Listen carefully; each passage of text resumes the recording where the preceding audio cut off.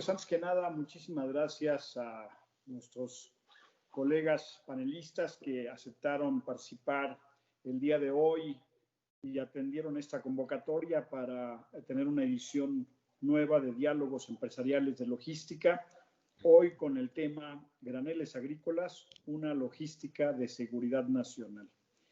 Y pues durante los siguientes minutos queremos dialogar, platicar con los expertos en ese tema que nos acompañan el día de hoy y a quienes me voy a permitir presentar a continuación. En primer lugar, le doy la bienvenida a Juan Carlos Anaya, director de Grupo Consultor de Mercados Agrícolas. Bienvenido, Juan Carlos.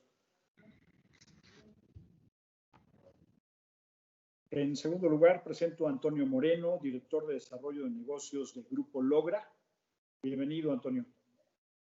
Gracias por la invitación. Saludos a todos. Gracias. Y Luis Olivera, vicepresidente ejecutivo general de Ferromex. Bienvenido, Luis. Gracias, muy amables. Participa también con nosotros Felipe de Javier Peña, vicepresidente ejecutivo de la Cámara Nacional de la Industria Molinera de Trigo, y quien en unos minutos más se va a conectar con nosotros, ¿sí? Bien, pues el tema de hoy es como lo decimos en el título, es un tema de seguridad nacional y queremos aproximarnos a conocer y tener una radiografía actual de cómo está. Si podemos ir cerrando los micrófonos, todavía no estamos participando, por favor, para evitar que se nos contamine el audio, ¿no? ¿Sí? Bien, y decíamos que queremos echar una mirada actual a cómo se encuentra el mercado, cómo están las cadenas de logística, cómo está el flujo de demanda, y pues entendemos, de acuerdo con la información preliminar que hemos estado viendo recientemente, este es uno de los sectores que no se ha visto tan afectado como ha sido, desde luego, otros mercados como la automotriz, minería, construcción, etcétera. Y pues será porque estamos acostumbrados a comer todos los días, el ser humano, los animales de engorda, y desde luego que pues es algo esencial para la vida misma y que no podemos prescindir de ello. Entonces, pues me gustaría, para ya dar inicio al debate y a la discusión sobre la temática, pues en primer lugar, cederle el uso de la voz a Juan Carlos Anaya para que nos presente un diagnóstico de dónde estamos parados actualmente en el mercado de los graneles agrícolas, para que a partir de esta primera radiografía pues vayamos avanzando en la información hacia los casos más particulares de la cadena logística y de valor. Adelante, Juan Carlos.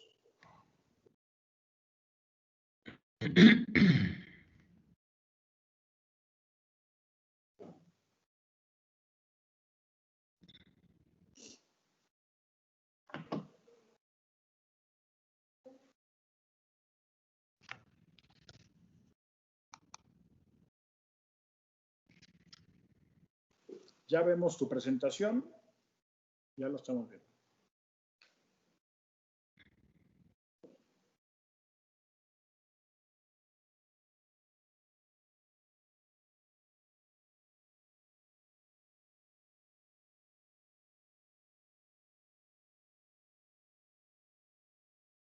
Ya listos, ¿no? ¿Sí están viendo la presentación? Sí, la estamos viendo. Yo creo que sería bueno que la pusieras en modo presentación para poder verla con un poco más de claridad. Ahí está. Ya la vemos. Sí. Bueno, pues gracias. Sí me escuchan, ¿verdad? Perfectamente. Gracias. Bueno, aquí rápidamente presentarles cómo vemos el panorama del sector alimentario en México. Bueno, pues México es la 15ª potencia económica, es el 9º productor mundial de agroalimentario, es el 12º en superficie y el 8º exportador. Es decir, somos el 9º productor y el 8º exportador. Y también pues hay que reconocer que en el sector rural tenemos el 55% de la pobreza, productores ya con más de 61% que representa el 39%, y el 21% son solamente de las superficies de riego, y solamente acceden al financiamiento el 10% de los productores.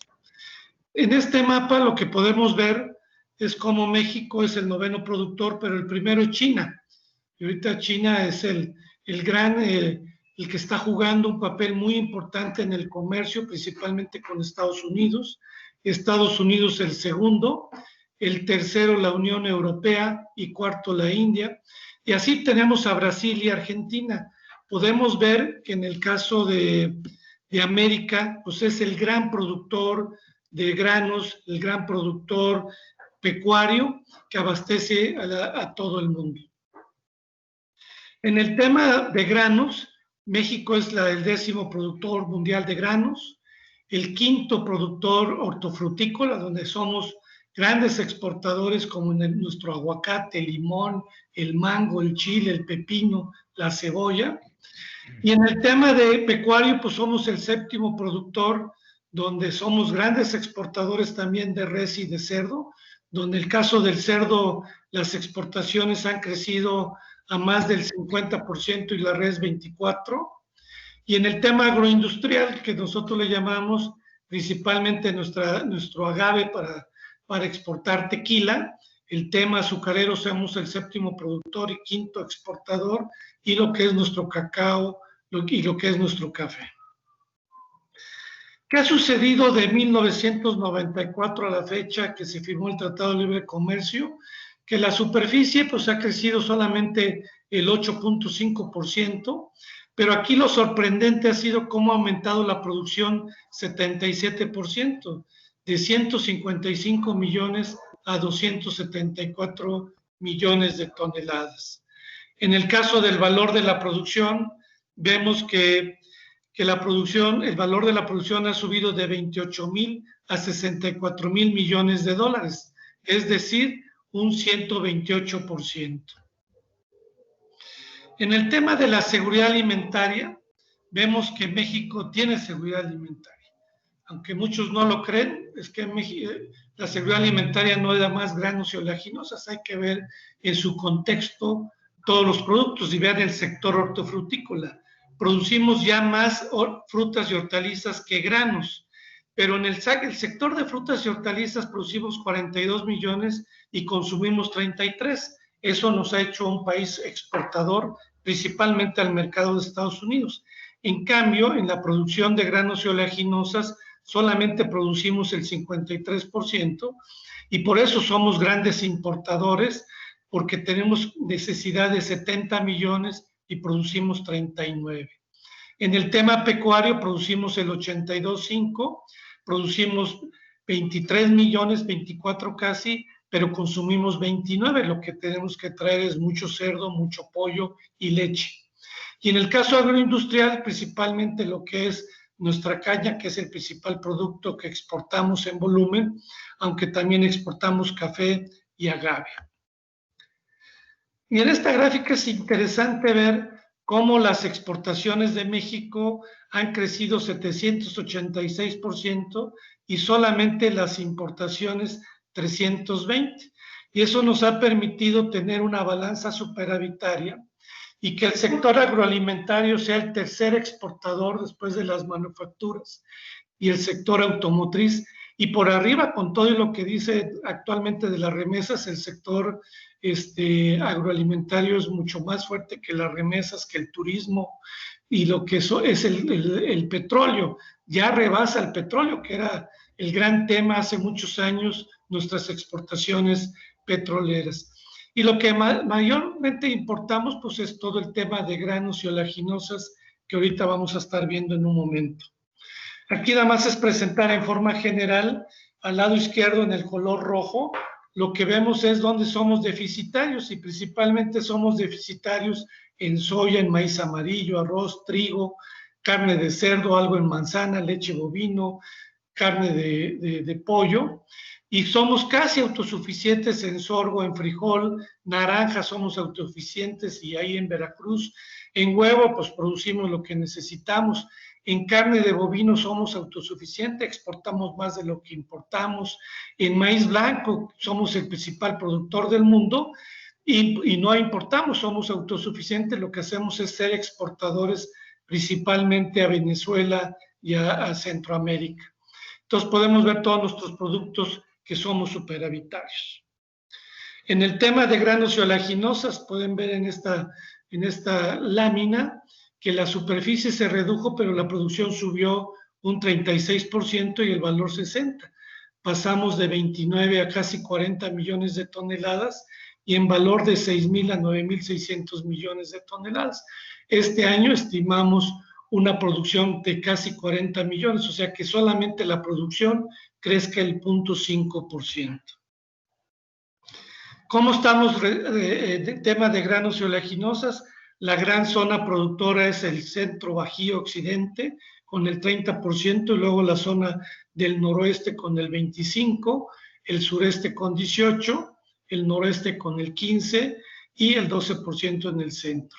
En el tema de granos y oleaginosas, exportamos 3,300, importamos 9,500, tenemos un déficit de 6,300 millones de dólares, donde principalmente todo lo que importamos de maíz, DDGs, fructosa y todo en tema maicero, pues somos grandes compradores del mercado de Estados Unidos, y por eso platicamos con la gente del Consejo Nacional Agropecuario y todo, que todo el tema de la estacionalidad, pues nosotros también les podemos poner estacionalidad, porque los productores de maíz y de soya y de cerdo, pues dependen mucho del mercado mexicano, y seguramente no les va a gustar que México también les estableciera algunos temas estacionales.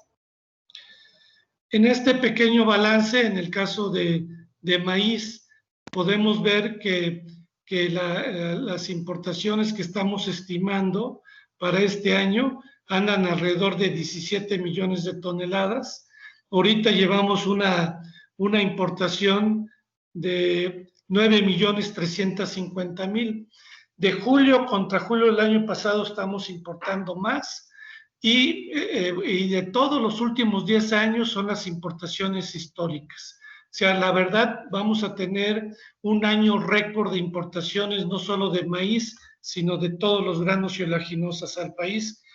Lamentable, porque pues tenemos que importar, pero no producimos lo que necesitamos.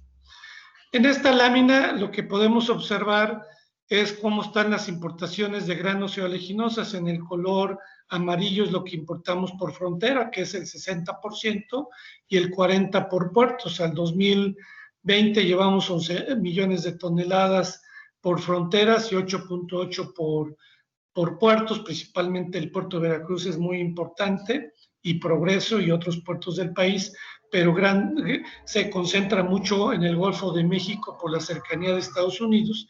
Y en el caso de las fronteras, que pues seguramente nos va a platicar Luis, pues mucho lo que funciona son todas las estaciones carrusel que tenemos en el país, que ya son como 40, que nos permite traer trenes carrusel de 11,000 toneladas y que ha permitido a México tener una logística y bases más competitivas. De lo que importamos en 2019, pues fueron 16 millones de maíz, soya 8 millones, trigo casi 5 millones, DDG 2 millones, canola 1 millón, arroz casi 1 millón de toneladas, importamos el 80% de lo que consumimos de arroz, sorgo muy poquito, porque ahorita el sorgo está más caro, ¿no?, en el Golfo que el maíz blanco y el amarillo. Ayer que platicaba con algunas gentes se sorprendían. Y en cebada estamos importando más cebada por todo el tema de la industria cervecera y otros productos. Entonces, con eso rápidamente quería dar un contexto general de cómo vemos el sector agropecuario, agroalimentario, y principalmente de los granos. Y estoy a sus órdenes para cualquier pregunta.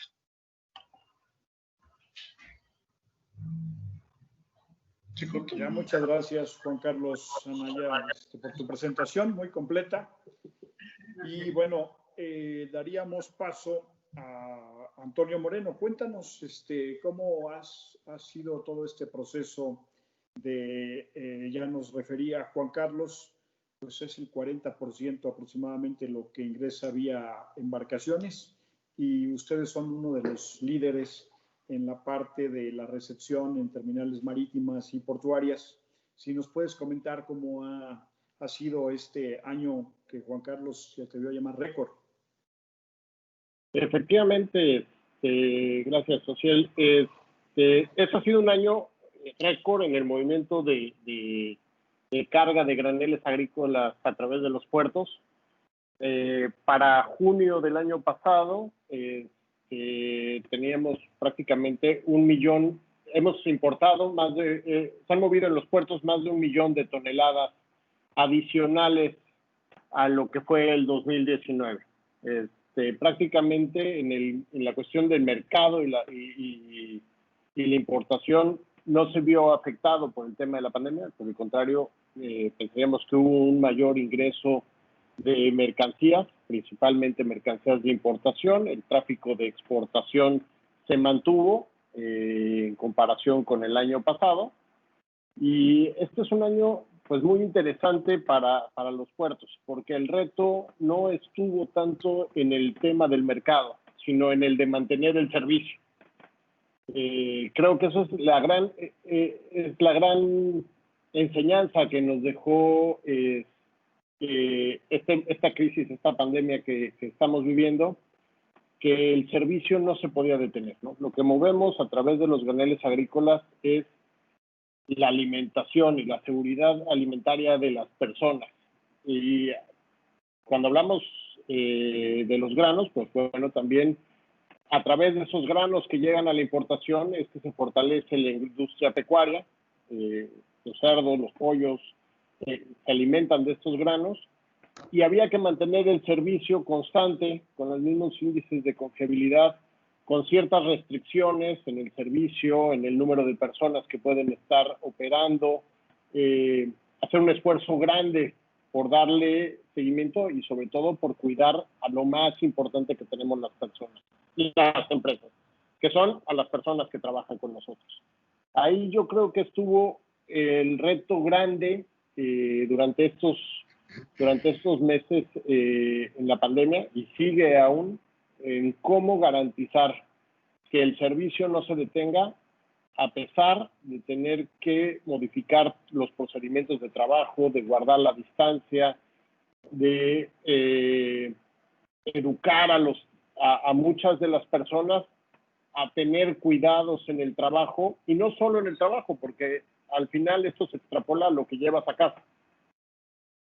Ampliar los protocolos de seguridad, no solo invertir en lo que haces en la oficina, sino también invertir en lo que la gente lleva a su casa para garantizar que la gente no se enferme. Eso creo que fue uno de los grandes retos que nos dejaron en estos días.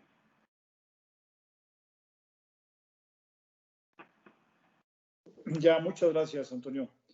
Y bueno, para el ferrocarril nunca dejó de operar, y este es uno de los sectores en particular, Luis, que es de los grandes clientes para una empresa como ustedes, Ferromex, que, bueno, están los dos sectores, el alimenticio y ustedes como ferrocarril, servicio esencial, pues nunca pararon, y este es un momento, la verdad, de un crecimiento en la demanda de sus servicios logísticos por todo lo que representa la cosecha en México también, ¿no? Es correcto, Ociel.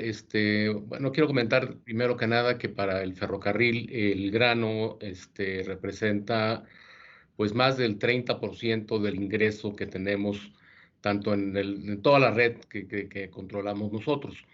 Como ustedes saben, tenemos nosotros una red de alrededor de 11 mil kilómetros que cubre el 85% del territorio nacional, y que tenemos tanto 5 fronteras en el norte como puertos en el Pacífico y en el Golfo, y llegamos hasta Coatzacoalcos, que es la parte de Ferrosur desde Valle de México, y representa el grano una gran fuente de ingreso de trabajo para nosotros, ¿no?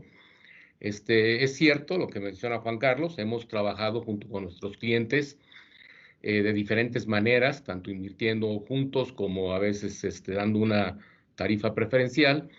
En lo que son los carruseles que vienen de Estados Unidos, tenemos, como menciona bien Toño, un volumen importante a través de los puertos. Tanto Veracruz como Manzanillo serían los más importantes en el caso nuestro. Lázaro Cárdenas es el importante para lo que sería Kansas. Y la verdad del asunto es que durante esta pandemia, pues hemos seguido operando, ha sido complicado. Tuvimos que mantener tripulaciones juntas, operando en ciertas rutas. Nos complicó un poco la gente que están vulnerables por la edad. Entonces, de nuestras, digamos, 10,000 gentes que teníamos, alrededor de 2,000 estuvieron fuera un tiempo largo y de alguna manera, pues tuvimos algunas deficiencias en el servicio, sobre todo en la zona del Pacífico. La afectación realmente del COVID en temas de ferrocarril, en el caso de Ferromex, que hemos tenido un cuidado muy importante de cómo manejar todo esto, sanitizando locomotoras, etcétera, pues ha sido poca, tenemos 60 casos positivos de 10,000 gentes que tenemos, ¿no? Entonces realmente pues estamos bien, estamos operando normalmente. Yo quisiera comentar que lo que nos ha entorpecido de manera importante son los bloqueos que hemos tenido durante los últimos meses. Tuvimos 30 días bloqueados en la zona del Pacífico, un poquito abajo de Hermosillo, en donde nos estuvo estorbando de manera importante para manejar la cosecha nacional de maíz blanco, ¿no? Estamos ahorita bloqueados en la zona de Chihuahua, y está extorpeciendo toda la entrada de grano de lo que es El Paso, y realmente nos ha pegado muy fuerte esta afectación de que hay gente que ya se acostumbró a bloquear las vías ferroviarias y no hay manera de poder tener un apoyo muy claro de parte del gobierno federal. La verdad es que sí hemos estado afectados en eso. Como dice Juan Carlos, el crecimiento ha sido importante. Estamos haciendo un balance nosotros entre carruseles y puertos. Tenemos alrededor de 7,000 tolvas disponibles a nivel nacional. Cada tolva carga 100 toneladas. Tenemos alrededor de 2,500 tolvas en la zona del sur, hacia Veracruz. Tenemos otras 1,000 y pico hacia Manzanillo y tenemos toda la flota que va y viene en la parte de interacción con Estados Unidos, ¿no? Entonces, pues sí, el grano es muy importante, le damos un servicio muy interesante. La parte de robos, en nuestro caso, hemos podido reducir los robos de manera muy significativa. Tenemos una flota, no una flota, sino un grupo de 2,000 guardias de seguridad en adición a las 10,000 personas que tenemos. Están desplegadas en toda la República, cuidamos los trenes valiosos. Un tren valioso es un tren unitario de grano, con las 11,000 toneladas que mencionaba Juan Carlos. Y pues ha sido también un reto esto y hemos mejorado de manera muy significativa, ¿no? Entonces estamos trabajando, estamos bien, creemos que el servicio está a niveles del 90% de los requerimientos de los clientes y pues estamos tratando de ser lo más competitivos posibles. Ya, muchas gracias, Luis. Sí, en efecto, el tema de los bloqueos ha sido el principal dolor de cabeza por ahí. Ya platicaremos más adelante cómo ir atendiendo su urgencia y llamando la atención también de la gente que ya ha agarrado esto como una industria para hacer de la protesta, muchas veces sin mucha motivación, pero el daño es tremendo, ¿sí? Ya. Juan Carlos, nos dices que vamos a tener un consumo récord este año de graneles, ¿sí? ¿Y cuáles serían por ahí los principales factores que tú considerarías que serán los motores de este año récord, dada una condición donde hay una crisis sanitaria y una crisis económica también? ¿Qué será lo que explica este comportamiento que va un poquito asíntono del comportamiento de la economía nacional. Bueno, te quiero señalar que el sector que más ha crecido en la economía es el agropecuario y agroalimentario, por arriba de la economía.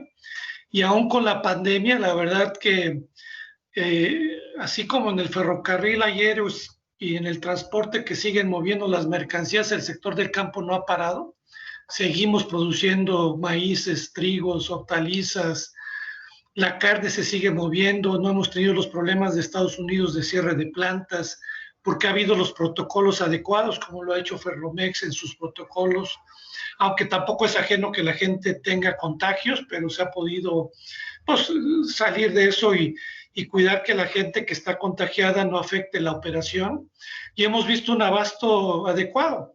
Y la realidad es que también vemos las exportaciones. México sigue exportando y sigue siendo récord las exportaciones agroalimentarias de más de 20,000 millones de dólares al mes de julio, contra importaciones de 12,000, 13,000 millones, y tenemos una superávit de 7,000. Realmente en el sector alimentario no se ha visto tanto la pandemia, más bien cambios porque cerraron restaurantes, hoteles, pero nos fuimos al consumo de los hogares. Y lo que se bajó del consumo de algunos productos los hemos logrado exportar. Por eso es muy importante para el sector la apertura de los mercados. Para darte un ejemplo, en el caso de cerdo, se han incrementado las exportaciones 50%. Y en el caso también de res se han incrementado las exportaciones. Si no hubiera colapsado el tema del sector engordador, pero se ha logrado con lo que pasó en Estados Unidos de cierre de plantas, incrementar las exportaciones al mercado americano. La realidad, el sector sigue trabajando, la pandemia pues ha lastimado la economía. Realmente en México el problema no es de oferta, hay suficiente oferta, y la que no tenemos la importamos, y afortunadamente México tiene toda una infraestructura portuaria eficiente, principalmente en granos, donde descargamos barcos en 2 días, o tenemos los trenes carrusel que platica Luis Olvera, que nos ha hecho eficientes. Entonces, temas de abasto no hemos tenido problemas, ha seguido porque son productos esenciales, pero lo que nos preocupa es la demanda, la pérdida del empleo que ha habido de más de 15 millones, el tema de que gente más pobreza que va a dejar, porque no es un problema de alimentos, es un problema de ingresos. O sea, en México no hay, el problema de hambre no es de falta de alimentos, es hambre por no tener dinero, porque pues dejaron de trabajar o dejaron de ser empleados y todo, pero la realidad es que va jalando el sector agropecuario alimentario ha sido, dentro de todo el problema de la pandemia, un afortunado que ha permitido que junto con la salud de la alimentación son 2 temas estratégicos, porque lo último vamos a dejar de hacer es de comer.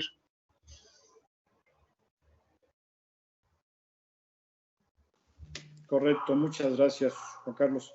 Bien, me informan que ya está por aquí con nosotros Felipe de Javier Peña. Felipe, ¿sí estás por ahí? ¿Ya nos escuchas? Sí, aquí estoy. ¿Cómo? Oye, pues ahora sí que arráncate. Llevamos una ronda de anticipación ya, pero adelante, si nos quieres exponer un marco, digamos, referencial de dónde estamos parados en lo que es el sector de graneles agrícolas en México a este momento. Bien, muchas gracias. Yo vengo precisamente de un evento ahorita en el que acabamos de firmar un convenio entre los agentes navieros y los agentes marítimos. Estoy presidiendo un panel que se llama Panel Marítimo como presidente de la Comisión de Transporte de Concamín para facilitar el tema del comercio exterior. Y es un tema que empiezo por ahí porque pues cuando lo vemos desde el enfoque de los usuarios, pues resulta ser que los usuarios del sector de graneles pues somos de un gran impacto tanto para el sector marítimo como para el sector ferroviario. Es más, para el sector ferroviario, pues me puedo dar el lujo de decirle a Luis que somos su principal cliente de manera individual. Sí es cierto que somos muy latosos, estamos muy pulverizados, pero también es cierto que pues, requerimos de ir hermanando las situaciones para eficientar el tema de la movilidad y la logística en en el país de los graneles, ¿no? Entonces, en un balance general, pues creo que lo dio muy bien Juan Carlos, lo estaba escuchando yo con antelación. Efectivamente hay un tema de abasto garantizado. De hecho, hay inventarios de graneles en el país, hay una contracción de mercado en el consumo por las razones que exponía Juan Carlos, y lo que yo sí esperaría es una reducción, diríamos, en el tema de las importaciones en el segundo semestre del año, en razón de que también las políticas públicas nacionales en graneles pues han tenido un efecto en la producción nacional. En el caso concreto, por ejemplo, del trigo, pues detectamos una sobreproducción estacional en la zona de Sonora y Sinaloa, un poco más también en Chihuahua, que se está movilizando, bueno, que quisiéramos que estuviera movilizando ahora, Luis, de alrededor de 300,000, un poco más de 300,000 toneladas, tal vez 350,000, que deben moverse o que estamos moviendo por primera vez en la historia de esa región de Sonora y Sinaloa, tanto a la región de Puebla, incluso hasta la región de Coatzacoalcos, sustituyendo importaciones, como a la región de Valle de México y hacia el norte, hacia la zona sobre todo de Saltillo. ¿Por qué? Porque pues excedió, diríamos, el inventario de 12 meses de consumo de la región local y debe salir. Es decir, un efecto parecido a la producción excedentaria de maíz de Sinaloa, pues ahora se replica con un tema vinculado al trigo. Qué bueno, porque hay una sobreproducción nacional, pues sí, en sustitución de las importaciones también. Normalmente importamos casi 5 millones de toneladas de trigo en promedio anuales, y estas van a sustituir, diríamos, o van a disminuir esa dependencia del exterior. Es correcto, pero con todo lo que implica o que se requiere de una eficiencia logística y una planeación logística para que pues esto no nos impacte en los sectores, al menos de manera grave. Y esto, sumado al tema de la política igualmente del maíz en la región, con una complejidad, yo creo que la más importante no es un tema, o no ha sido un tema de producción, no es un tema de desabasto, como bien refieren, ha sido un tema logístico. Estamos hablando de que hoy es el día 85 en lo que va del año ya con tomas a las vías ferroviarias, es decir, a las diferentes concesionarias, no nada más alcanza hacia a Ferromex, Ferrosur, también inclusive a Ferrovalle. Es decir, lo cuantificamos a nivel nacional y es uno de los mayores, o de las mayores problemáticas que se han dado, porque curiosamente o lastimosamente, pues tuvimos 28 días, 30 días, 31 días de bloqueo en Sonora en semanas anteriores, en plena movilización de la cosecha nacional, y hoy en día, pues estamos hablando de que estamos en el día 16 de los bloqueos ferroviarios a las vías en Chihuahua, también en plena movilización nacional. Entonces, cuando hablamos, no sé si habló Luis del número de carros, pero si hablas de que hay al menos 150, 200 carros atorados entre la cosecha nacional y la importación vinculada a Chihuahua, pues realmente no solamente es un riesgo de desabasto, no es un riesgo de desabasto en la región consumidora, es un riesgo de sustitución del volumen por quizá una importación de emergencia o sustituirlo por un origen distinto al planeado, que nos sigue ocasionando un tema de una inestabilidad, diríamos, en la organización de cada una de las empresas con respecto a sus consumos, ¿no? Entonces, yo en una balanza general pondría, en resumen, como bien dijo Juan Carlos, los sectores de alimentos nunca dejaron de trabajar, considerados como absolutamente esenciales, sí con problemas en algunas plantas, sí con presencia incluso de COVID en plantas, pero con todo, y igual en transporte, pero con todo y ello, no dejó de parar el sector, o no se detuvo jamás el sector, no solamente en el sector productivo, sino en el sector logístico. Entonces nos implicó que pudiésemos tener perfectamente la producción de alimentos, estar llegando a todas las instancias del país, a lo largo y ancho del país. Tuvimos durante el COVID problemas de bloqueos, llegamos a tener 70, 72 bloqueos, pero de personas más que de mercancía, sobre todo en los municipios del sureste del país. Tenías alcaldías que por usos y costumbres decían, por aquí no cruzan. Puede ser entendible el tema de que tuviesen miedo de contagio en regiones que estaban totalmente exentas o limpias de la pandemia, pero por otro lado, pues había que hacerles ver la necesidad de que pudiera cruzar el transporte de carga, para que pudieran abastecerse las diferentes regiones. Entonces, insisto, creo que es un tema que estamos hoy en día bien parados en el sector, sector con pleno crecimiento, como bien refirió Juan Carlos en los números, es un experto en los números Juan Carlos, entonces el tema es, creo que sin duda alguna hay todo un reto para el sector, pero más en el sector, diríamos, logístico de graneles que en el sector, en este momento, del abasto o de la garantía de producción. Sí, muchas gracias, Felipe. Y bueno, ahora, Antonio, Luis, ahora continuamos con ustedes. Y bueno, ¿qué hacer para ir atendiendo y resolviendo estas necesidades de logística que ya nos marcaba Felipe? A lo mejor hay un crecimiento, él visualizaba, de las exportaciones de algunos productos como el trigo, y reducción de importaciones, pero cómo buscar siempre tener esos, en la medida de lo posible, los equilibrios entre las IMPO y la EXPO. Yo creo que, como decía Felipe, en temas de logística, pues es importante que podamos evitar el asunto de los bloqueos. Tuvimos un poco la suerte de que cuando bloquearon la zona del Pacífico, estaba terminando la cosecha, la trilla, digamos, y se pudo almacenar mucho de ese maíz y que podemos estar moviendo ahorita, que es parte de lo que estamos moviendo. El trigo, como menciona muy bien, pues se está moviendo a exportación o a la parte nacional. La cosecha de Chihuahua está en riesgo ahorita de poder moverse, la cosecha de maíz amarillo.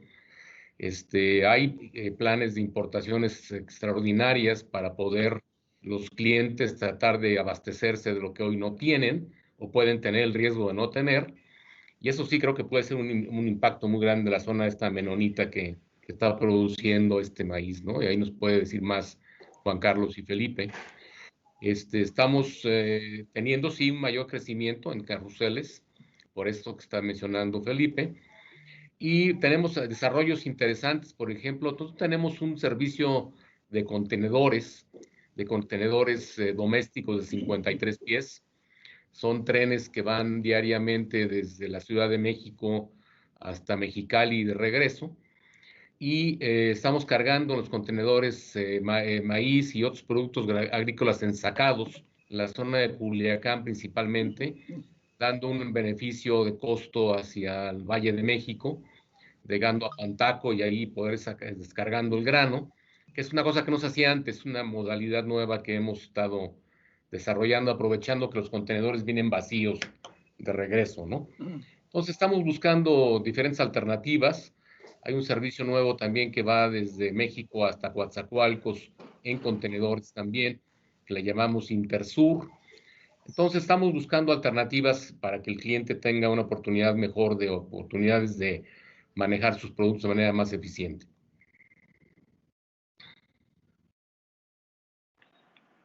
En el caso de las terminales portuarias, Antonio. Sí. Gracias. Yo coincido con Luis. Creo que estos tiempos lo que nos exigen es pensar a veces un poquito afuera de la caja, ¿no? Ver qué podemos hacer diferente y cómo podemos ayudarles a nuestros clientes para ser un poco más competitivos y poder crecer.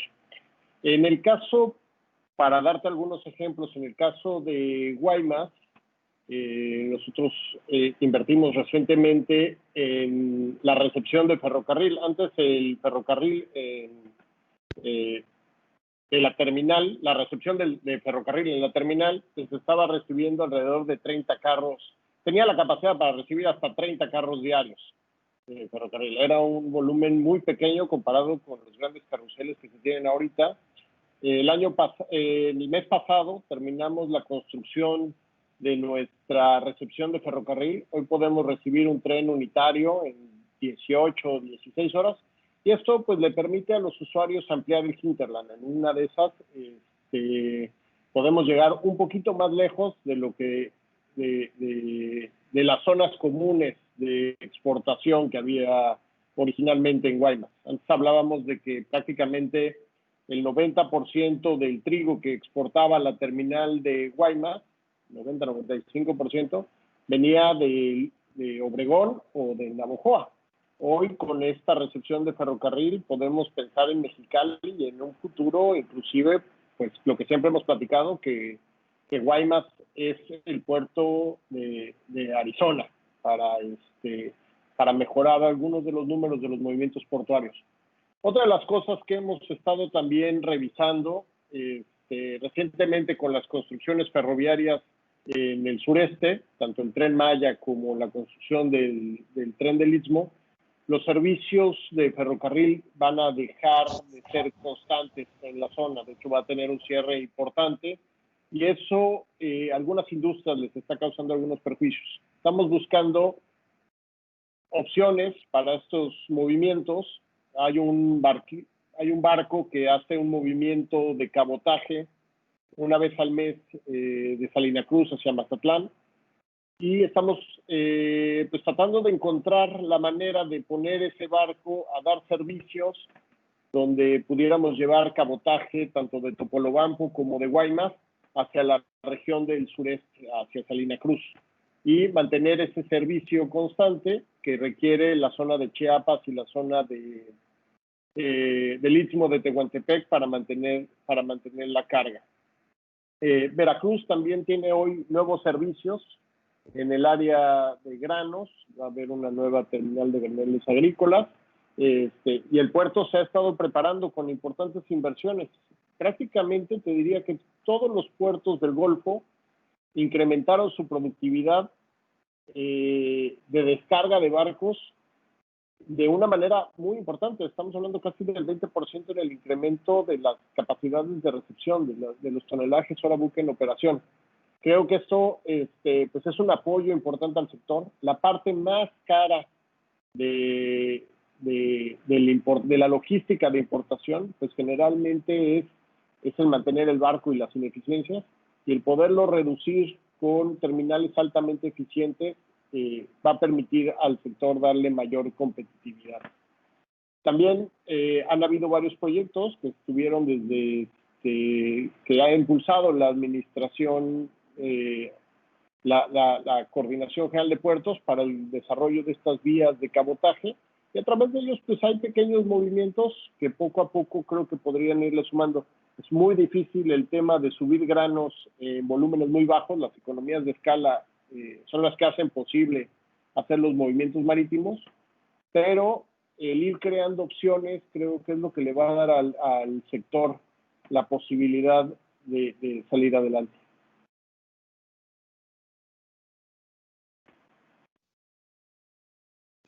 Muchas gracias, Antonio. Y en ese sentido, el ferrocarril también ha buscado, Luis, hacer alguna alianza en algunas de las rutas, quizás estas logísticas que comentaba Antonio, de vía marítima de Guaymas a Salina Cruz, etcétera, pudiera ser una alternativa ante los bloqueos, digo, una logística coyuntural, vaya. Pues mira, con lo que menciona Toño en el sentido de lo que es el ferrocarril del Istmo de Tehuantepec, que está cerrando por los próximos 2 años. Teníamos unas ventanas que tampoco se van a dar ya por falta de equipo tractivo que no tienen con qué rentarlo o pagarlo. La verdad del asunto es que sí se ha complicado el abastecimiento de grano para la zona sureste. Yo creo que la idea que está mencionando Toño es muy importante, hay que ver cómo podemos apoyarla. La verdad es que sí tenemos oportunidades de poder manejar algunos trasvases o cross-docks que pudiéramos desarrollar. No es barato, se requiere una capacidad de almacenamiento importante en el centro del trasvase. No hay ahorita infraestructura hacia el sureste. El cemento, que no tiene nada que ver con esto, es el que se va visto más afectado en la parte del cierre del ferrocarril del Istmo de Tehuantepec y el Tren Maya. Y la verdad es que pues estamos buscando alternativas, pero no es fácil, se requiere una inversión importante y estamos tratando de hacerlo, ¿no?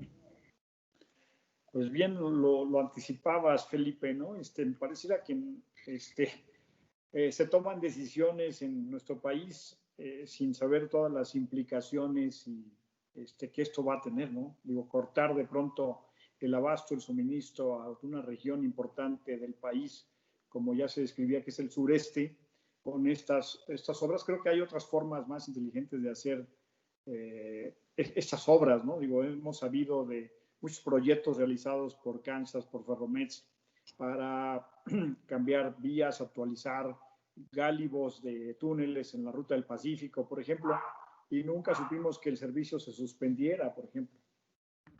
Sí, o sea, mira, yo creo que este tema del sur-sureste y específicamente, diríamos, el abasto para la región en lo que ahora va a ser la obra del Transísmico y del Tren Maya, pues es un tema que ha sido muy preocupante para la industria. De hecho, tenemos un grupo conformado que está encabezando, lo consolidamos con el secretario de Comunicaciones y Transportes, y lo está presidiendo ahora ya el subsecretario Morán, y tenemos sesiones, mañana tenemos sesión, de hecho, con este tema. Lo que nos preocupa como industria, como bien refiere Luis y Toño, el tema es la continuidad del ferrocarril, aunque no queremos casarnos con un tema de reconocer simplemente que pueden ser 2 o 3 años de suspensión del servicio. Lo que te puede preocupar como industria es que 2 o 3 años, digo, se dice que son 2, pero bueno, pueden ser 3, 2 o 3 años de suspensión del servicio, te pueden hacer que no te vuelvas a subir al ferrocarril, porque tu inversión te lleva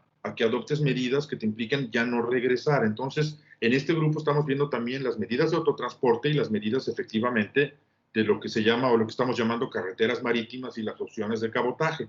Pero el tema es que realmente no es la insistencia como industria, tanto granelera como cementera, o en este caso los 3 sectores, cemento, acero e industrializados, para llamarles, que son los afectados en esta región, pues estamos pugnando mucho por el tema de decir, no nos bajemos, dejemos la posibilidad de tener ventanas en el tiempo, como estaban previstas las 2 de origen para llegar hasta Palenque, porque pues el tema te lleva entonces a que la obra o la infraestructura que puedes tú adaptar, sea cross-dock, con los costos que esto implica, o sea simplemente que cambies de modalidad de transporte, pues te va a llevar entonces a que una vez que esté terminada la obra, que le apostamos a que sea una obra que realmente funcione como país, pues no va a ser sencillo que regresemos y que simplemente digamos, pues ahora ya deja toda la infraestructura que tienes y cambia el ferrocarril, ¿no? Entonces, digo, estamos muy conscientes de que hay un tema de austeridad, que hay un tema de austeridad también en el gobierno, y lo reconocemos y lo aplaudimos.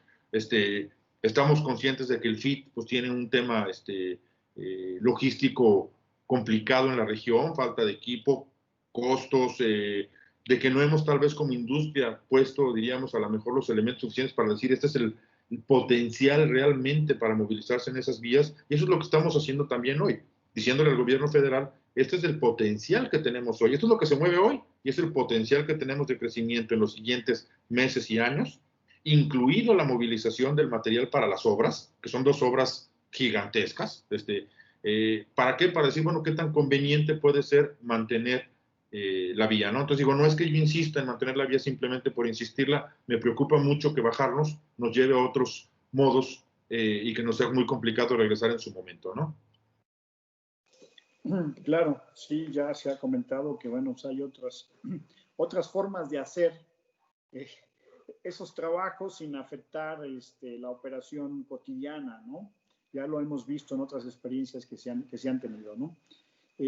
Juan Carlos, cuéntame, aparte de la industria cervecera, que hemos visto cómo México se ha posicionado como uno de los países líderes en la exportación de cerveza, ¿tú visualizas algunas otras industrias donde estén creciendo la producción agroindustrial en México, que esté motivando este boom, esta expansión de lo que estamos viviendo en el mercado de los graneles agrícolas?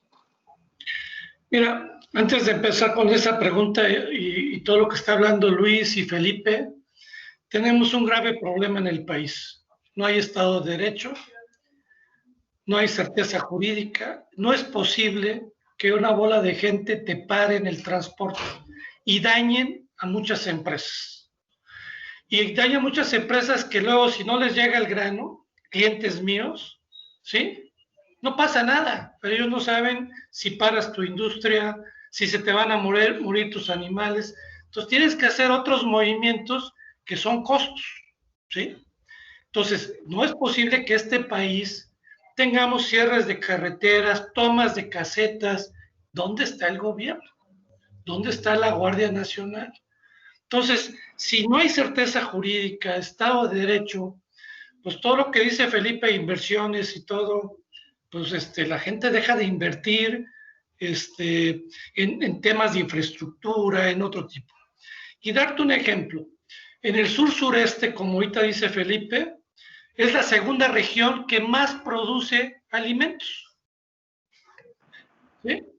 Y es donde menos se mueve por ferrocarril, ¿sí?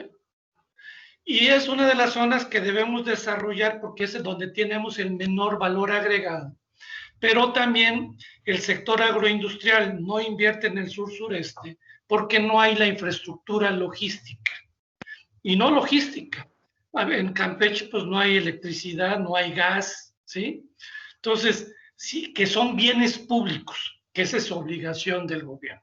Entonces, hacer grandes obras como las que están haciendo, que no generan mucho valor, sino que lo que necesitamos es infraestructura que le dé valor, pues yo creo que no vamos todavía en el camino correcto. Ahora, ya ahí termino y voy al tema de la cerveza. Es el principal producto que exportamos. Lamentablemente la quitaron de esencial y eso fue el único producto que bajó las exportaciones porque fue una decisión de salud de que no fuera esencial. Entonces nos dejamos de echar nuestras cervezas, pero tenemos otros productos, digamos, el segundo producto que más exportamos es el aguacate, el tercero es el tomate, luego exportamos mucho carne de res, ganado en pie, berries, que son los grandes, el tequila, que cada 10 botellas que exportamos, 8 van al mercado de Estados Unidos. O sea, la realidad es que México tiene una relación muy importante y principalmente con nuestros socios comerciales, que el tema de los socios comerciales, la realidad para bien o para mal, vamos a tener siempre una conexión de 3,000 kilómetros. Los temas son más políticos que comerciales. Ellos nos necesitan, nosotros los necesitamos. Entonces, el tema logístico se vuelve importante. La verdad, Brasil quisiera tener la posición logística de México, porque ellos es barco a Estados Unidos, y nosotros podemos mandar por barco, por tren, por camión, ¿sí? Entonces, tenemos esas ventajas logísticas al mercado y al país con el mayor poder económico. Que nos guste o no el Trump y todo eso, la realidad ellos necesitan nuestros productos porque afortunadamente nuestros microclimas que tenemos nos hacen que produzcamos frutas y hortalizas todo el año. Y eso ha permitido que la población de Estados Unidos coma frutas y hortalizas todo el año. Y nosotros, que nos hace falta maíz porque no lo producimos, pues podamos importar del mayor productor de maíz. Entonces, lo que hay que ver es que no es un tema comercial y eso, es un tema a veces político. Pero sí veo que tenemos que cuidar el tema del Estado de Derecho y la certeza jurídica para que podamos tener un mayor crecimiento en el país. Sí, desafortunadamente en ese tema tenemos ya pues varios años atrás de experiencias, Felipe, Luis, Antonio, y las autoridades nomás no quieren hacer uso de la fuerza pública para pues liberar las vías tomadas, carreteras, porque muchas veces es ahora sí que por partida doble, ¿no? Como ha sido en Sonora, que es la carretera y la vía ferroviaria. Entonces, de pronto dejan desconectada una región sin posibilidades de conexión física de transporte. Y la verdad es que tampoco se hace una campaña de gobierno a efecto de educar a esa población, porque esto es un efecto boomerang, siempre lo he comentado, ¿no? O sea, los costos que esto genera a la cadena de valor, a los productos que están en tránsito, pues finalmente se repercuten al consumidor final, y todos somos consumidores al final, Felipe. Sin duda. Y mire, yo he comentado mucho, y a lo mejor sin estar un poquito del tema de graneles, pero por efectos de los números en las afectaciones, cuando hablas de este tipo de situaciones, te preguntan a veces ustedes, la prensa escrita o del diario, te dicen, ¿cuáles son las afectaciones? Cuantifíquelas, ¿no? Dices usted, pues la verdad es que es materialmente imposible porque en el día a día, la afectación del día 1 de este bloqueo de Chihuahua es absolutamente diferente a la afectación del día 16 por lo que va acumulando en los temas de los indirectos. No solamente es el salario de los empleados del ferrocarril, y de ahí vas creciendo en el tema de las afectaciones en el día a día hasta la posibilidad de desabasto de alguna empresa o el incumplimiento de un compromiso internacional. Pero, por ejemplo, en el último bloqueo de Sonora, pues ubicábamos, por ejemplo, que allá en el cruce de Bicam, pues cruzan, y lo veíamos con cemento en concreto, por ejemplo, o con automóviles, dices, cruzan 120,000 toneladas por mes de cemento. Y dices, bueno, pues ok.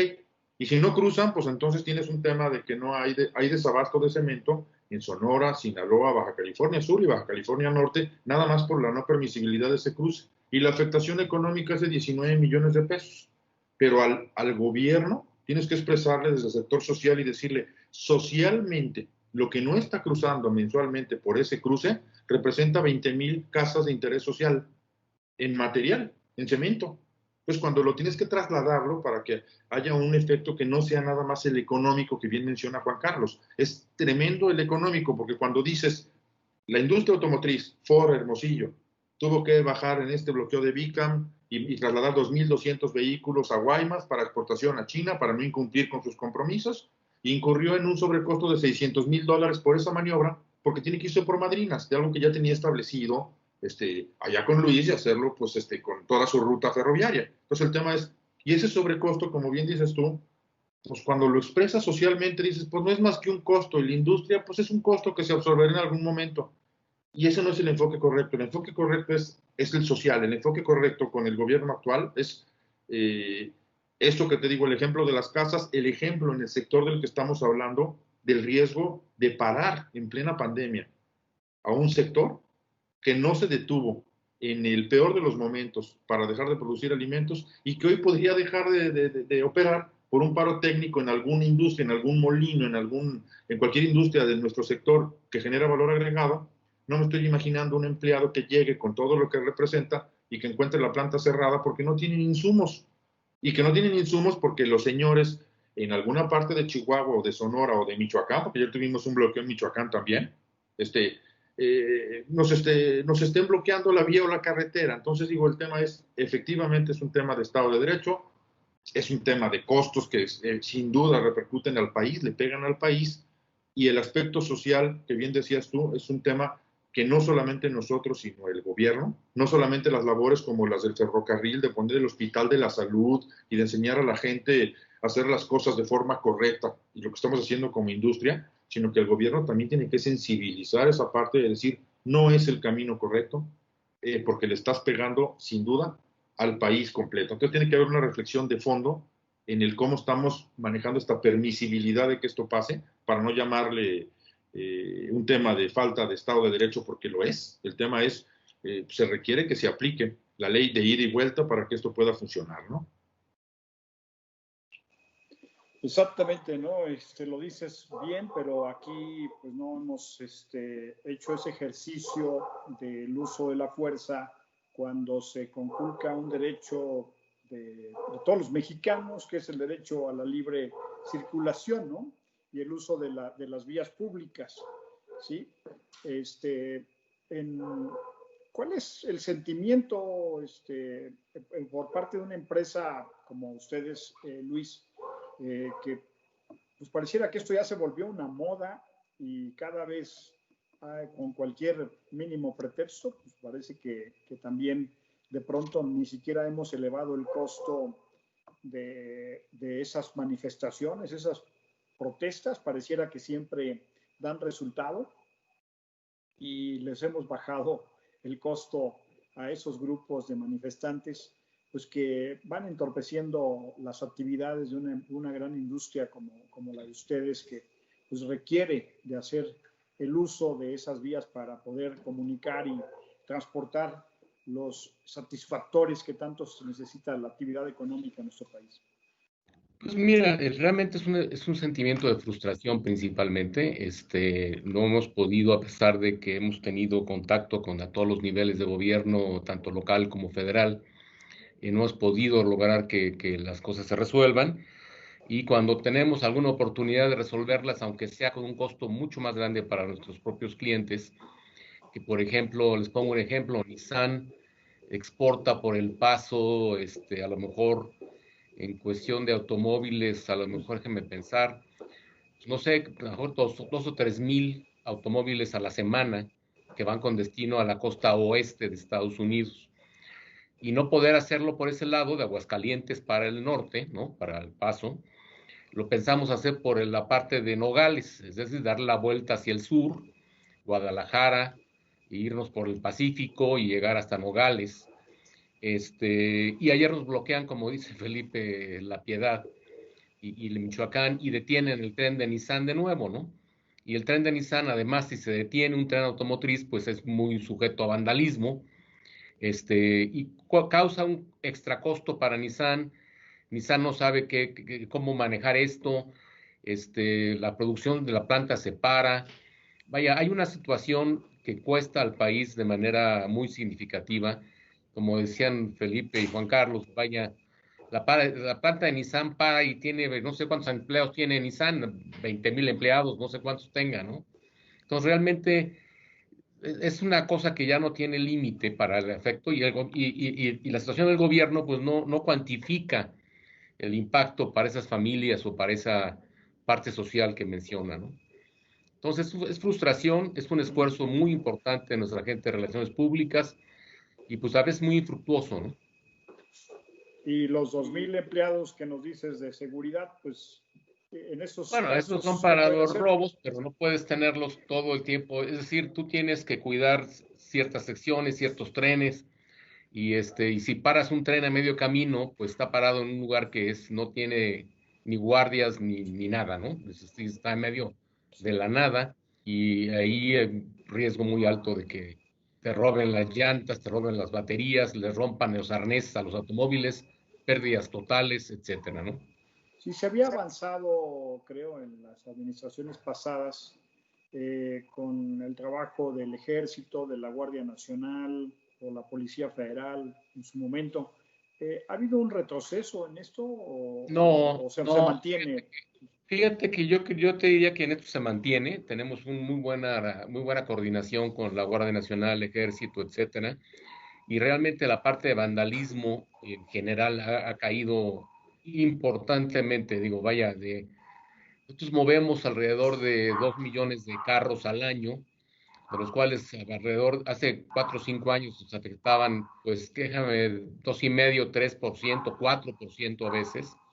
Ahorita estamos en 0,2%, que es la media Norteamérica, ¿no? Entonces, sí ha habido un avance, una coordinación, nos ha ayudado el gobierno en el proceso de seguridad y hemos mejorado mucho.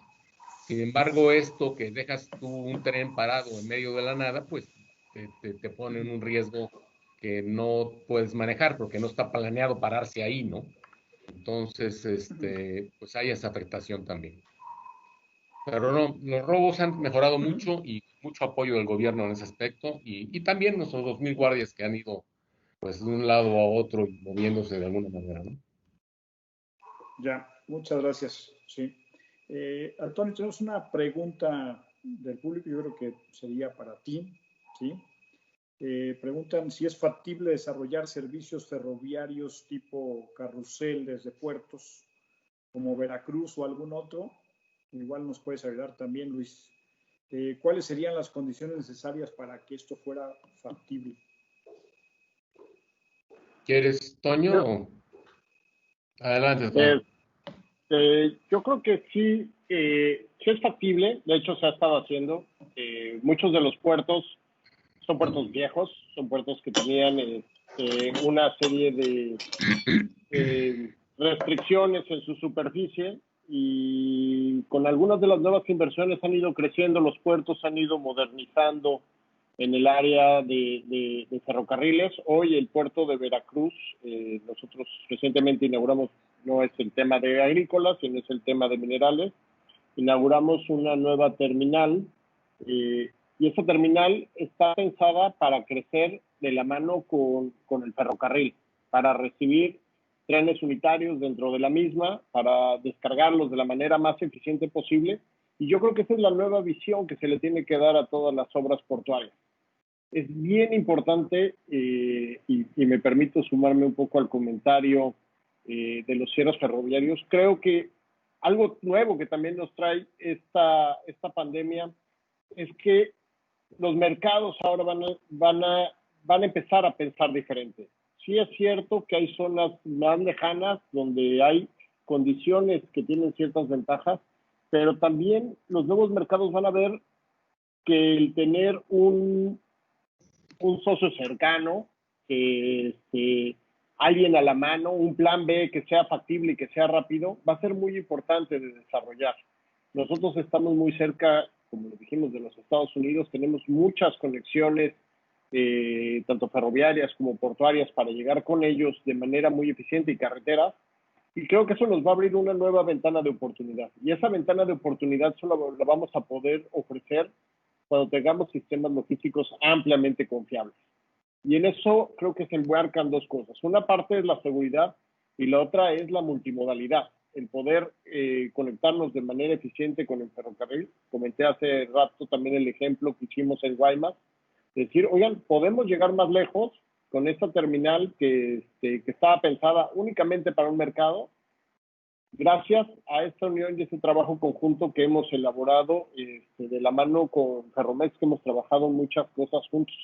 El año pasado, eso permíteme presumirlo, Luis, logramos llevar trigo de Salina Cruz hasta Puebla de manera muy competitiva, cuando generalmente llegaba solamente por Veracruz.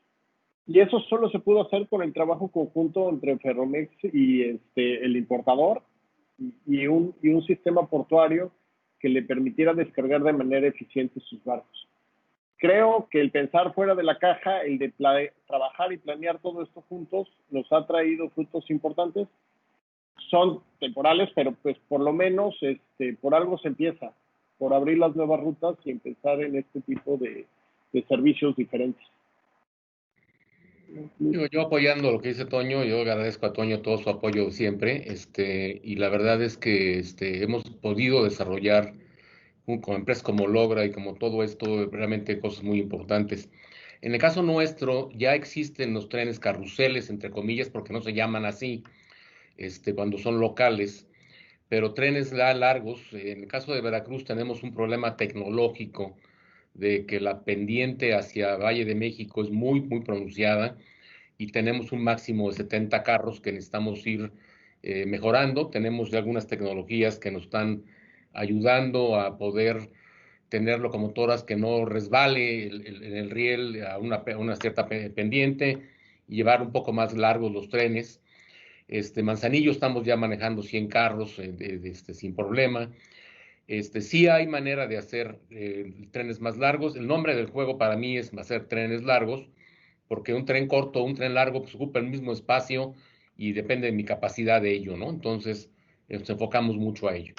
Y como dice Toño, el trabajar en conjunto, ser socios comerciales, darle a nuestro cliente final una solución logística integral, pues tenemos ahorita en puerta, por ejemplo, el movimiento hacia el sureste para el balasto y otros materiales. Logra ahí en Veracruz con su terminal nueva, vemos ahí una oportunidad de poder llevar en ferrocarril, subir a un barcaza y llevar al sureste a través de esta asociación que tenemos con ellos, ¿no?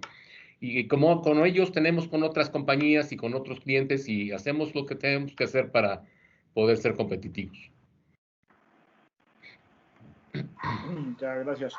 Felipe, en el caso de tuyo que estás muy conectado con la industria productora, ¿cómo estás viendo el potencial de México? Sabemos estos conflictos que estamos comentando de la falta de un Estado de Derecho que sin duda nos ayudaría mucho a acelerar y atraer más inversiones productivas, pero ¿cuáles sectores ves en la agroindustria que están desarrollándose, que están detonando y que tienen más fortaleza de poder seguir creciendo a una dinámica superior a lo que la hace la economía nacional? Mira, yo creo que la mayoría de los sectores vinculados al consumo de granos tenemos una gran posibilidad, o seguimos teniendo una gran posibilidad de crecimiento. Sin duda la industria cervecera lo seguirá siendo, catalogada como esencial. La industria consumidora o de valor agregado de productos de trigo. Por ejemplo, el tema del consumo de pasta. Hay un crecimiento per cápita de consumo de pasta derivado de la pandemia, entonces hay todo un potencial también de crecimiento en el sector industrial. Hay una buena oportunidad de crecimiento para los productos derivados del maíz. También hay que tomar en cuenta que las políticas públicas, por ejemplo, todo este tema del etiquetado frontal nuevo, con las altas porciones de calorías, carbohidratos, etcétera, van a tener que tener también un efecto en productos que son del sector nuestro, que van a tener un nicho o un crecimiento, una posibilidad de crecimiento bastante importante.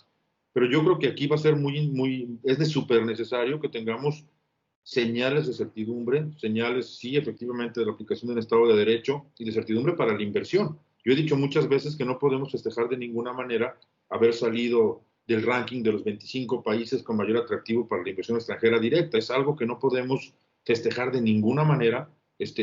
¿Por qué? Porque entonces nos vemos en una posición en la que estamos coaptados, diríamos, de la posición de realmente crecer. Lo que sí es, en el tema vinculando, te digo, la oportunidad del sector agroalimentario con el sector logístico, en el vínculo que podemos tener como país, yo sí veo una oportunidad muy importante porque, pues sin duda, el sector de alimentos, con todo un concepto de la nueva normalidad, de alimentos en casa, de alimentos empacados, de alimentos bajos en altos azúcares, en grasas, etcétera, va a generar toda una posibilidad para nuestro sector, te digo, y la veo de forma muy positiva siempre y cuando haya las posibilidades de que podamos estar hermanando, como lo hacemos en esta reunión, porque así lo platicamos, el tema de decir no somos de ninguna manera enemigos los sectores prestadores de servicios de los sectores de usuarios, debemos de buscar las sinergias que nos permitan crecer como país, y más ahora que pues necesitamos señales de certidumbre para nuestra y para la inversión de los prestadores, ¿no?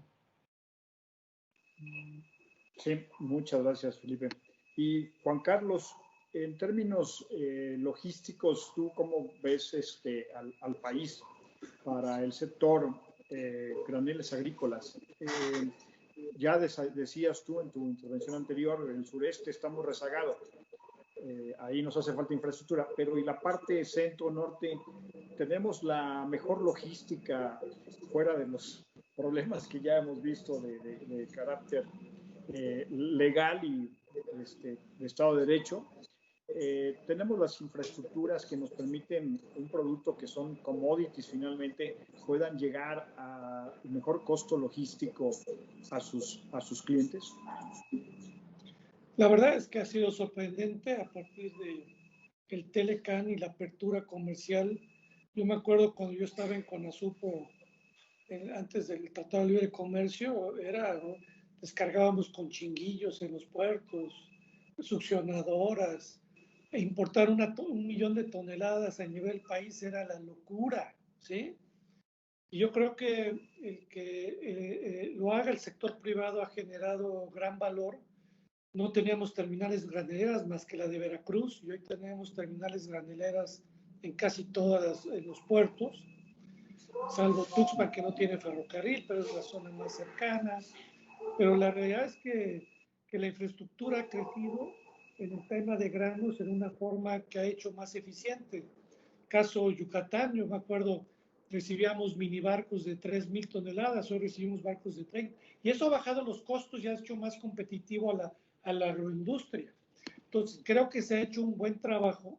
Lo lamentable es que yo creo que el mundo se ríe cuando ve que nos paran el ferrocarril en Bicam, ¿no? O que nos paran en Lázaro Cárdenas y dicen, pues, ¿dónde está la autoridad, no? Y eso sí crea un problema. Entonces, en tema logístico, afortunadamente en México, al tener al gran productor de graneles agrícolas en Estados Unidos, somos los más eficientes en mover granos. Y vuelvo al mismo tema. Barco, ferrocarril, camión. Pues, tenemos trenes en 6 días. Trenes que traen 10,000 toneladas en 4 o 5 días, que cargas en horas en origen, descargas en horas en destino, que eso ha permitido que los costos logísticos de las bases que le llamamos nosotros sean de 4 o 5 dólares mucho más barata. Entonces, la verdad es que tenemos una logística que no lo tiene Japón. Japón o es barco, no puede ir el ferrocarril, ¿no? Entonces, la verdad que México tiene esa fortuna, y ya dependiendo de cómo estén las ofertas y demandas del ferrocarril y del barco, principalmente al centro del país, o lo traes por ferrocarril o lo traes por barco, aunque al final, si lo traes por barco al Veracruz, pues cae al ferrocarril, ¿no? Entonces, la realidad es que la logística en México ha mejorado en una forma sorprendente. Ya, muchas gracias, Juan Carlos. Y en ese sentido, ustedes como Grupo Logra, Antonio, son de las empresas líderes en ese sector. También nos están preguntando cuál es el crecimiento de terminales marítimas que se pronostica en el corto y mediano plazo para responder al fortalecimiento del mercado agropecuario nacional. ¿Tendrás tú alguna información? Bueno, actualmente los programas estos de los puertos prácticamente no tienen un crecimiento establecido para nuevas terminales. Hubo un importante desarrollo de áreas, sobre todo la ampliación del puerto de Veracruz. También hubo importantes ampliaciones en el movimiento en el Pacífico. El sexenio pasado hubo también varios esfuerzos por parte del gobierno en hacer algunas privatizaciones de terminales que aún continuaban operando las APIs. Y por el momento no hay proyectos en puerta en ese sentido. Creo que hoy, con los volúmenes y el crecimiento que se ve en los puertos, prácticamente está atendida la demanda para los próximos años. Ya. ¿Se requeriría algo de infraestructura hacia el sur-sureste, por lo que aquí se ha comentado? ¿Y qué tipos de infraestructura sería? Bueno, en el sureste, el único puerto prácticamente con profundidad están Coatzacoalcos y el puerto de Progreso. Por las condiciones ambientales, es muy difícil el poder hacer algo en Quintana Roo. Y además los mercados pecuarios, en el caso de los graneles, pues no están explotados al máximo. Campeche tiene algo de actividad pecuaria, pero también tiene algunas restricciones en cuanto a la infraestructura que harían muy difícil el repetir esa obra. Creo que hoy el plan del gobierno es hacer una comunicación con ferrocarril de todo el sureste, y eso pues podría ser en un momento dado, cuando se termine, pues una conexión multimodal junto con los puertos ya existentes y también tratar de ir creciendo en los servicios. Ya, en el Pacífico, ¿tú verías algo de facilidades? Probablemente con el puerto de Salina Cruz, dentro de los proyectos que tiene actualmente el gobierno, es un mercado que no se ha logrado desarrollar. La zona del Istmo está sumamente restringida en el tema de desarrollo industrial. No ha logrado explotarse al máximo, pero pues definitivamente hemos estado tratando de atraer mayores cargas por ahí. De ahí pues, hay una terminal en Lázaro Cárdenas que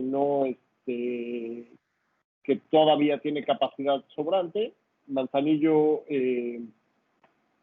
probablemente tiene un par de terminales, una de ellas con mucho trabajo, la otra no tanto, y las dos terminales de exportación, que serían Topolobampo y Guaymas, me parece que cuentan ahí con los servicios. En Mazatlán también dan servicio a algunos temas de graneles, y creo que por ahí podría haber algo un poquito más especializado en ese puerto, cuando el mercado lo requiera. Ya, muchas gracias, Antonio. Luis, y además el ferrocarril, pues también ha sido una evolución en los últimos 20 años ingente de lo que son sus servicios de logística y de transporte para un sector estratégico como este, ¿no? ¿Estás en mute?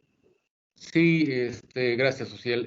La verdad es que sí ha habido una evolución mayor en muchas áreas, ¿no? Es decir, se habla de que el ferrocarril son los mismos trazos que hizo Porfirio Díaz, lo cual básicamente es correcto, en el sentido de que son los trazos necesarios. Una restricción que tenemos nosotros es que yo tengo concesionado un espacio, tanto en Ferromex como en Ferrosur, y no puedo invadir otros sin tener una autorización específica. Sin embargo, las vías están completamente renovadas, todas están a nivel internacional, somos totalmente internacionales con Norteamérica, Canadá y Estados Unidos. Hemos crecido los trenes, como decía Juan Carlos y creo que Toño ahorita, de ser realmente volúmenes muy pequeños, que teníamos trenes de 30 carros a trenes de 150 en algún momento dado, que traen 15 o 27 mil toneladas. Somos muy eficientes en servicios intermodales. Podemos salir de Monterrey hasta Chicago y hacemos 3 días. Vamos a Los Ángeles, hacemos 2. Vaya, tenemos una serie de servicios que no se conocen de manera general al público, pero industrialmente creo que los clientes y todos los que están requeridos en nuestros servicios, pues realmente han visto una mejoría importante, ¿no? Tenemos una cantidad de locomotoras de state of the art muy importante, y la verdad es que estamos trabajando para crecer México, ¿no? Tenemos también, ya tenemos un ferrocarril en Florida, nosotros, que va de Miami a Jacksonville. Tenemos un ferrocarril también que va de la frontera de Ojinaga hasta Dallas. Vaya, tenemos diferentes alternativas para que los clientes puedan mejorar, ¿no? Entonces, realmente sí ha evolucionado, se ha metido muchísimo dinero. La verdad es que sí ha sido una inversión muy importante y pues estamos comprometidos con el mercado, ¿no? Ya, muchas gracias, Luis. Bueno, ya estamos llegando a nuestra recta final de cierre del webinar, así que les voy a pedir si tienen algún comentario final, algo que se haya quedado quizás en el tintero, no hayamos preguntado, pero que ustedes quisieran a manera de remate, de cierre, comentarlo en esta última ronda. Juan Carlos, si quisieras tú comenzar, por favor. Bueno, yo lo que diría es que ha habido un cambio importante en la logística en México, y yo ahorita además dar un antecedente. Cuando empezaron las grandes cosechas en Sinaloa, como dice Luis, solamente había 50 o 100 tolvas en Ferrocarriles Nacionales de México. Entonces, como era un cosechón y no teníamos dónde almacenar, teníamos que hacer trenes unitarios Sinaloa, Guadalajara, y luego cargar furgones, ponerles los furgosellos para mandarlos para México. Hoy eso ya no existe. México ha ido evolucionando en la logística. Creo que también la privatización de los ferrocarriles ha sido buena, ha mejorado la logística, y creo que y también en el tema de carreteras, pero seguimos teniendo una deuda con el sureste mexicano, donde tenemos los recursos naturales, pero falta que el gobierno federal le meta más a los bienes públicos, que está entregando subsidios que no generan ningún valor, sino que realmente eso lo que generaría hacer crear infraestructura para generar inversión, riqueza en la zona, fuentes de trabajo donde tenemos la gente más pobre, pero lo que necesitan es tener mejores trabajos, mejor pagados. Entonces hay mucho por hacer todavía en esa región. Ya, muchísimas gracias. Gracias por la invitación. No, de que muchas gracias a ti. Felipe Peña tuvo que salir, desconectarse, estaba atendiendo otra reunión. Esperemos que sea también con la Secretaría de Gobernación, así que igual será para apoyar por ahí, Luis, esperemos que así sea. Esperamos que sí sea así. De los cierres y bloqueos, ¿no? Por favor. Es tu tiempo, Luis, aprovechando. Yo creo que hemos platicado de casi todo. Estamos buscando desarrollar, como les digo, mercados y tratar de tomar más participación de los servicios ferroviarios terrestres. Tenemos mucha oportunidad, estamos a sus órdenes, y ojalá que de veras, como dice Juan Carlos, el Estado de Derecho prevalezca algún momento dado, y seguiremos adelante trabajando junto con empresas como Logra, haciendo planes conjuntos, tratando de integrar servicios, y estamos trabajando para ustedes, ¿no?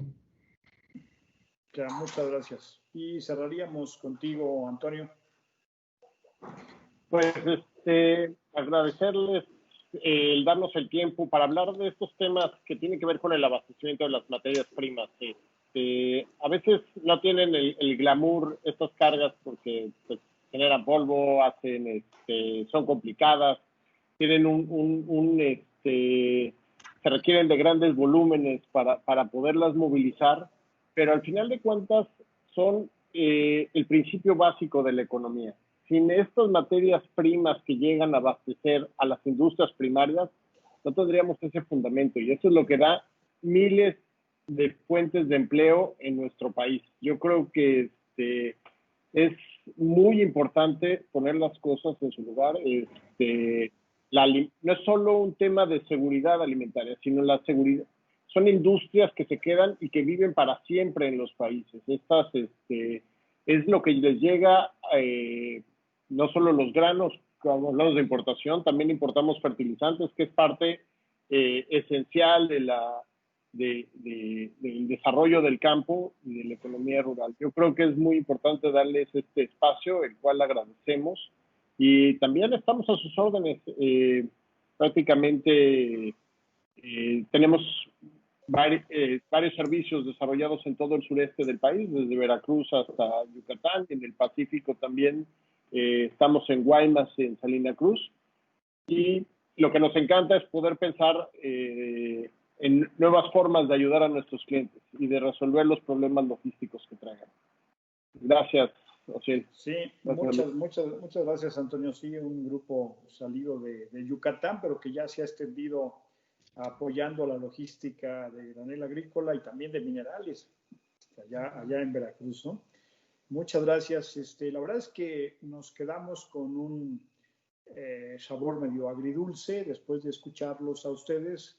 Nos gusta la noticia de que este será un sector de los que mantengan un crecimiento positivo en un momento de crisis económica y donde la economía nacional decaerá aproximadamente un 10%, según dicen los expertos. Pero pues este sector va manchando positivamente.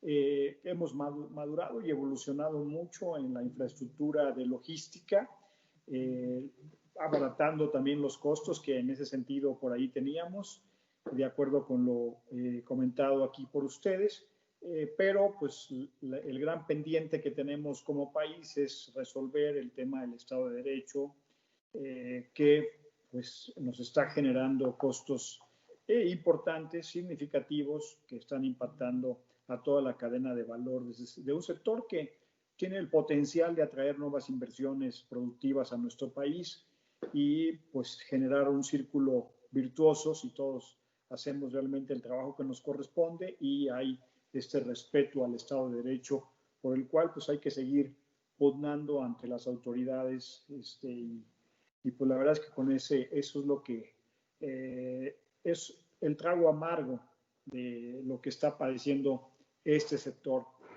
Podemos ser muy competitivos en nuestro nivel de logística, pero pues desafortunadamente hay que hacer la tarea en ese pendiente que todavía tenemos. Muchísimas gracias por su tiempo y gracias también a quienes estuvieron siguiendo esta transmisión en vivo. El día de mañana también encontrarán un resumen escrito y la conexión también al video completo en nuestras redes sociales a través del portal de T21. Muchísimas gracias a todos y que tengan buena tarde.